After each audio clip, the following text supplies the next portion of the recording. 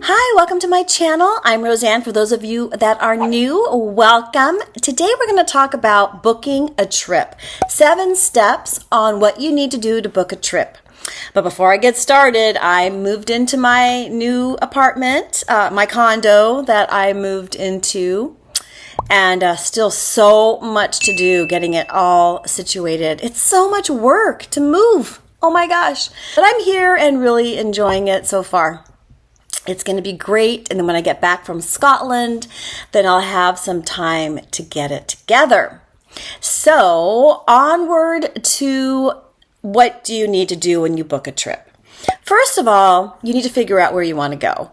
That could be a really challenging place to figure out where you want to go because you've got beautiful places like Italy, you've got unusual places if you wanted to go to Asia, Croatia, Europe. Where do you want to go? So the best thing to do is figure out where it is you want to go and what budget that you want. You'll need to find out what you want to spend, where you want to go, and also what time of year you want to go. Because in the summer months, it'll be more crowded, usually hotter. A lot of people travel in the summer and they travel with their kids. So you need to decide, do you want to do that or Nico's right here making a lot of noise, chewing his bone. Or do you want to go on the shoulder seasons, which is like April to May and September to November. And those are the times I love to go. I love to go traveling on the shoulder seasons because it's usually not as hot. I don't mind the colder weather. And I really like that. So first thing you need to do is figure out where you want to go. And I'm going to Scotland next month. I'm super excited. The other thing you want to do is once you determine where you want to go, is do some research around the place, find out how much things cost there, what your budget might be, determine what activities you might want to do, or, get a feel for the location, because then that brings you in to what do you want to experience. When you go on that trip, is it going to be a hiking trip? Is it going to be a visit museum trip? What kind of activities are you going to want to do? And what kind of activities do you want to experience? And once you finish those first 3 steps, then you're committed. You know where you want to go. You've got the plan, the place figured out. You've got your feeling of what you're going to do. Is it a hiking trip? Is it a museum trip? Is it visit cathedral trip? And you've done some research so you know about the place. The next step would be to book your flight.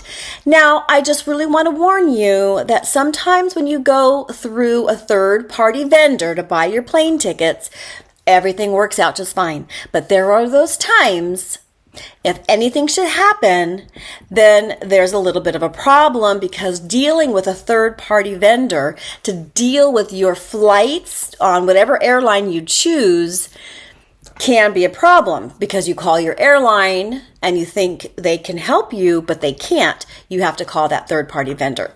So I just want to caution you, one of the things that you can do if you want to research flights, and I've done this when I was going to a different country, like for example, Peru, and I didn't know what flights, what airlines were there, I would go onto Expedia or Kayak or whatever, and I would search the flights.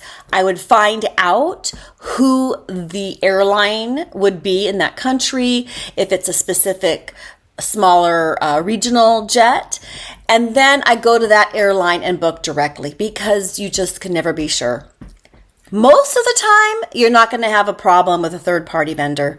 But just as a heads up, there could be a potential problem.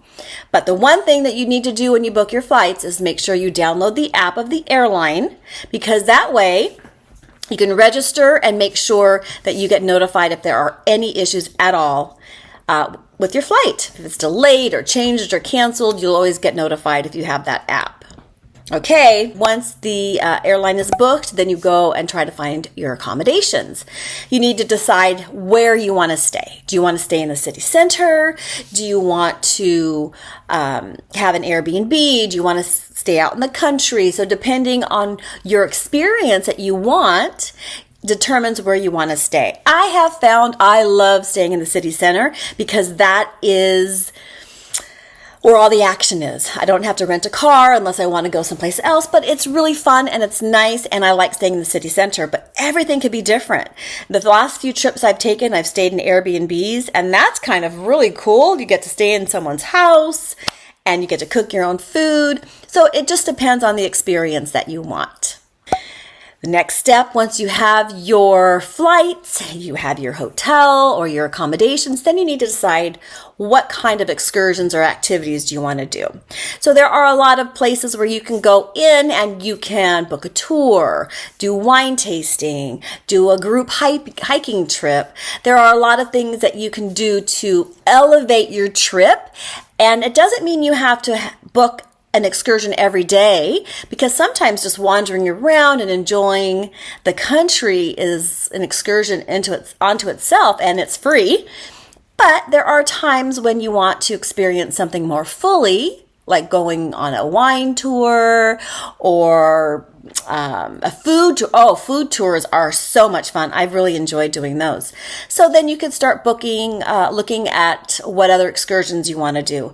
Another thing that was really fun is doing a dinner cruise down the Seine when I was in Paris. So there's a lot of fun things that you can do, and you can start researching and finding all of that out. And then, of course, the very last step is start packing and get ready for your trip. And I have a lot of packing videos that you can see here. I also have a free download, a to-do list for your international flight, for your international travel. And I have a packing list to help you remember everything that you need to bring when you're going on your trip. Don't forget to download the free to-do lists, because they're very helpful. And I think that it would be a good reminder of all the things that you need to do when you are traveling international. If you're traveling locally, you don't need the international to-do list, but the packing list would really help you. So I hope that this video has been helpful. If there's anything else that you would like me to talk about or to discuss, please let me know. And I just wanted to share with you that as a travel agent, I can help you figure out all of these items if you need help. And really, using a travel agent does not cost you any more money. It's a free service, but I'll do all the work. And it's fun because I really enjoy helping people go on vacation, because I love to do it so much. So have a really great day, and ciao for now. Bye.